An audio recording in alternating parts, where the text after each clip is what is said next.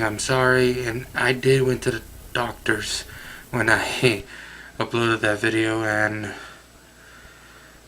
well, the doctor said that it was like a lot of mucus under my throat, and when I said there was blood, I coughed so hard that my vocal cords or something,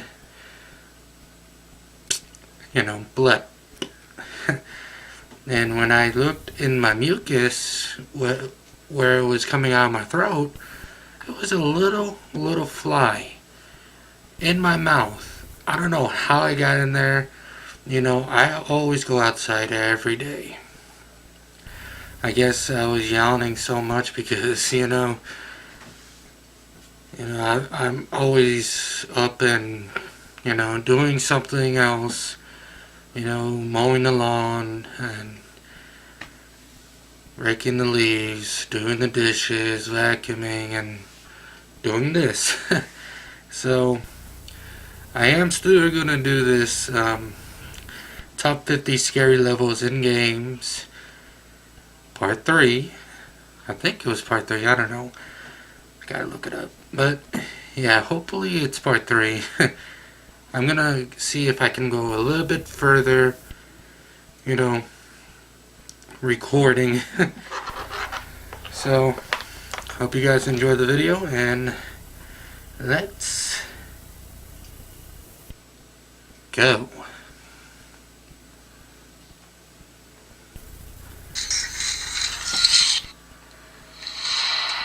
Catacombs. Return to Castle Wolfenstein. The Nazis are desperate enough to try anything to win the war, even resurrecting the dead to fight amongst their ranks. Well, the zombies aren't exactly willing to pick a side. And if Blazkowicz wants to put a stop to those plans, he'll have to take a trip down to the mausoleum and fake. Oh yeah, if you guys seen this video, I'm sorry, I'm trying to do this real quick, so I'm sorry. I'm not gonna stop anymore, I swear to God. Yeah, I lost my other mask, so this will have to do. Just bear with me here, people. These horrors beyond the grave. Past levels had you sneaking around and shooting soldiers. Suddenly, the game shifts its theme to horror and places you deep into trap-filled rooms, full of dimly lit corridors and horrific atmosphere. Zombies and mummies burst from their tombs and through heavy brick walls to launch attacks on both you and the Germans protecting the area. Undead knights are also found in the area. They carry shields, swords, or battle axes, and can make quick work of any mortal before them. Killing them again can take some time. The catacombs themselves can be dangerous, with the paths constantly giving way, causing you to fall into antechambers full of awaiting enemies. And with the lack of gun-toting Nazis to loot, you better have stockpiled beforehand, or else you'll risk joining the ranks of the dead.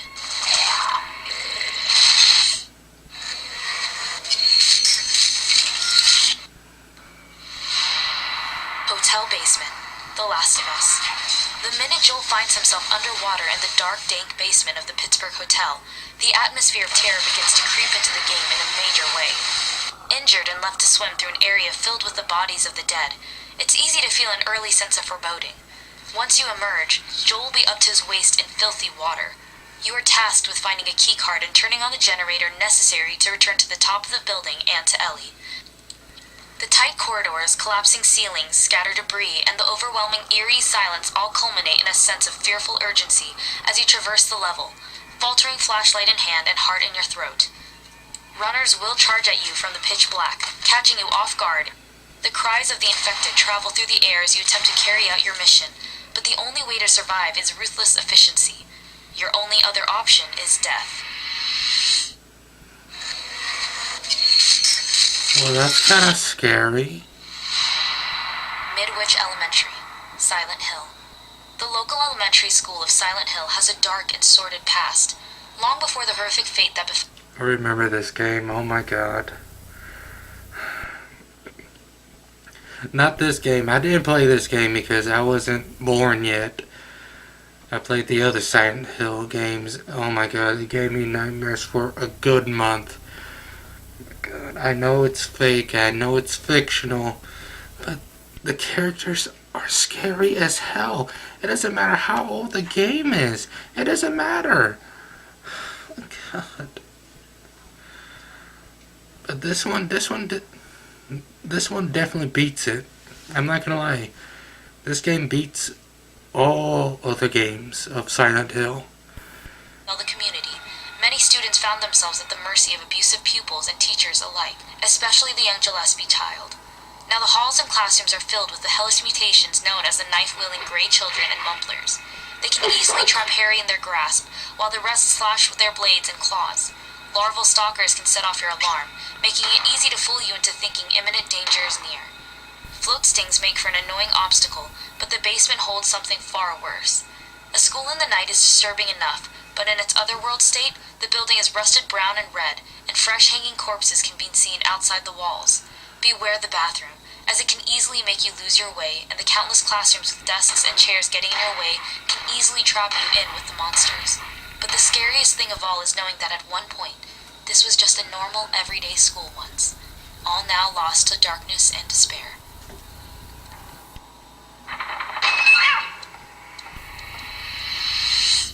That fucking cat. Dunwich Ruins, Fallout 3. You were warned to never enter the Dunwich building to the southwest. There's bad mojo in that place. But curiosity and a need to scavenge always leads the bravest of survivors of the nuclear fallout to desperation. Originally a rock drill manufacturer, Dunwich's offices have been decimated by the explosions, and its workers subsequently transformed into a variety of ghouls, from your run-of-the-mill regulars to glowing ones. But that's not all that makes this Lovecraft fan's dream a terrifying place to be. As you journey from section to section, you'll come across journal entries of an adventurer called Jamie, who has come to Dunwich to find his father, with each entry not only detailing his progress and discoveries, but also documenting his slow transformation into a ghoul. Coupled with the lightless depravity of the building and its dark cave system below, as well as strange paranormal visions and objects moving on their own, it's a difficult and trying path to tread. Once you reach the lower levels, you'll hear whispers in the air, and at the very depths, you'll discover the strange obelisk shooting out of the ground, covered in skulls, with a human figure emerging from its form. You probably won't have much time to admire it, since you'll have to take care of its worshippers, along with a familiar face leading the charge. Never go to that building again. The Sorrow, Metal Gear Solid 3, Snake Eater. On the very cusp of death, Snake wades through a river of his sorrows, the very lives he has cut down to achieve his mission's end return to drag him into the afterlife, ebbing his strength to return to the world of the living. The Sorrow, a Cobra operative who died long ago at the hands of the boss, still carries out their will by challenging the young soldier to a battle of wills, being the medium who channels the spirits of the dead into Snake's path. Depending on how you progress through the game, this level will either be fraught with ghostly obstacles, or void of everything except for the rest of the Cobra unit and the Sorrow himself. Seeing the lives you've ended or played a part in taking makes you question your actions and the path you have taken to get here. The Sorrow sends ghastly energy spirals at you to shock and weaken you. Finally, once you have faced the Motherfucking shit.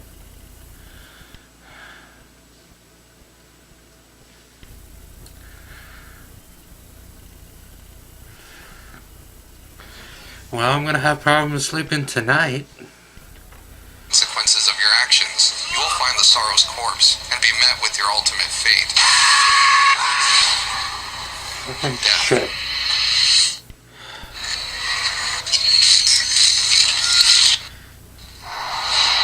Comstock House, BioShock Infinite. Built on the heads of the three founders of Columbia, Comstock House carries the atmosphere of the BioShock series' history heavily within its design, a welcome sight for players jarred by the shiny exterior and rotten interior of the rest of Columbia. The past activities of the house are revealed as Booker makes his way through the awful experiments and breaking down of dissenters part of everyday life. The first floor is home to an asylum with the patients still inside, although the building has long since fallen into disrepair. These patients are cared for and guarded by the Boys of Silence, objectively one of the scarier enemies in the game, as if Booker disturbs them, they'll use their helmets to call for assistance. One of the other disturbing things as you progress through Comstock House is the unveiling of Elizabeth's trauma and the awful brainwashing and conversion mechanism she was raised around. Disturbingly, the remnants of torture both through the tears and the abandoned operating rooms all echo with the stories of the past. Once more, as in much of the series, the horror is in the nuance of what's left in the world. Okay.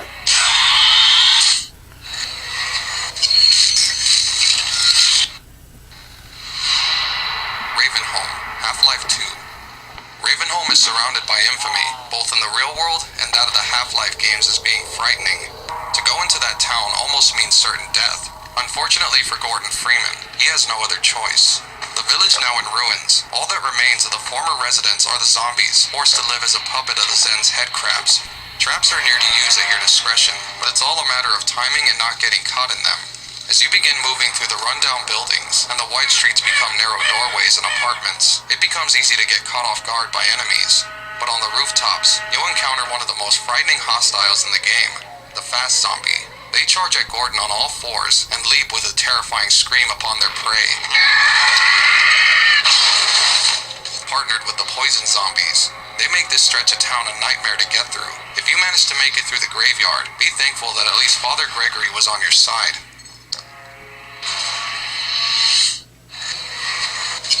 Well, that wasn't that bad. The Morgue, Scarecrow Nightmare, Batman, Arkham Asylum. As Batman fights to take back the asylum from the criminally insane, he heads down to the lower levels of the medical wing.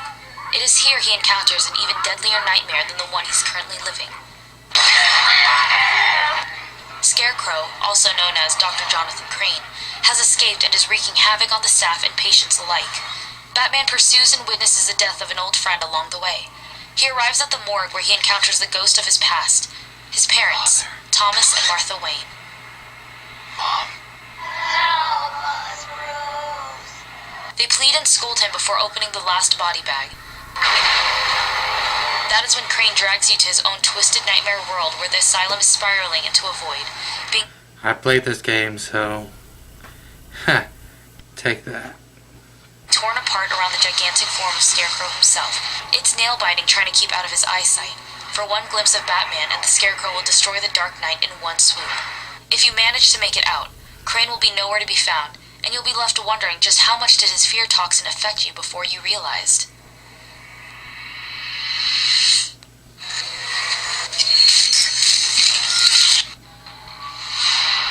Orphanage, Painkiller, Hell and Damnation.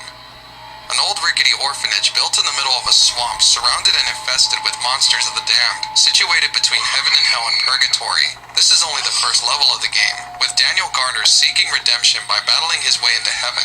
It's not only the freaky degraded interior with its rotting walls and cleaver-wielding preacher in the kitchens, but this first outing will involve killing children.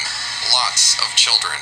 Evil girls, boys, skeleton kids, marionette kids, kids with bags on their heads. Seeing them flayed open, their blood splattered on the high walls, body parts blasted clean off, tends to unnerve people, even if they are monsters.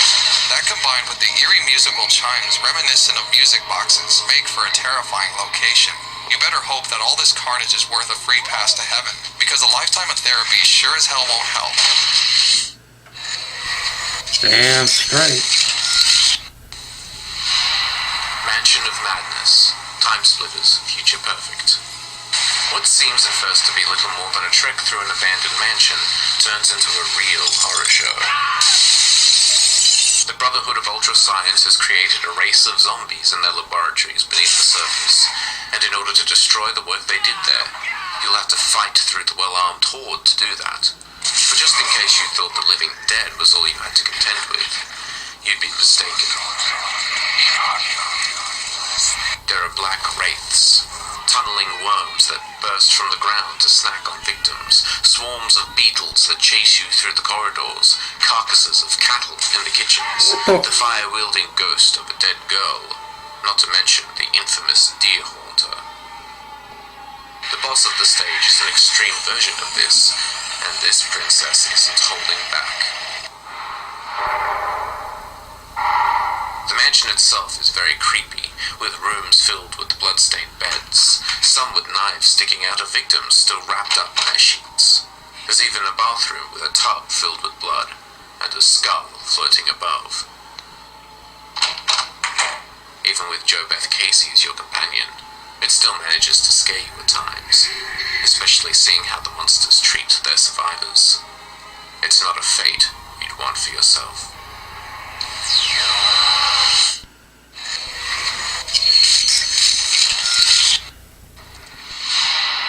Best Save Company. Fear 3. One thing that no player wants in any Fear game is to find themselves in an area with lots of hiding places for a wide variety of unholy beings and monsters. Best Save Company in Fear 3, however, provides exactly that, complete with nasties around nearly every corner.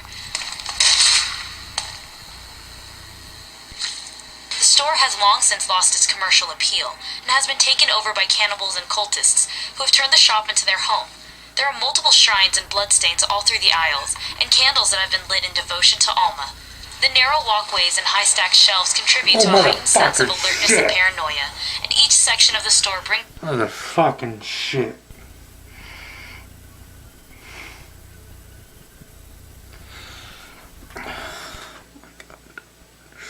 Goddamn. Goddamn.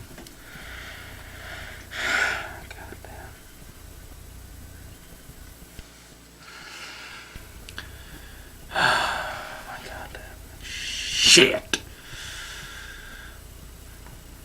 I think this is going to be the last video that I'm ever going to make, and I'm not going to finish this video. Screw this. I am done. No freaking way. No. No, no, no, no, no, no, no. I am done. I'm not going through with this. No, I'm done. Screw. I played that game before. Fear 3. I played that, and it took me over a month because every time I play that game, every 5 minutes I get scared. And when I play the game during the night, lights off, I have to turn around to see if that little girl's right behind me. I'm done. I'm done.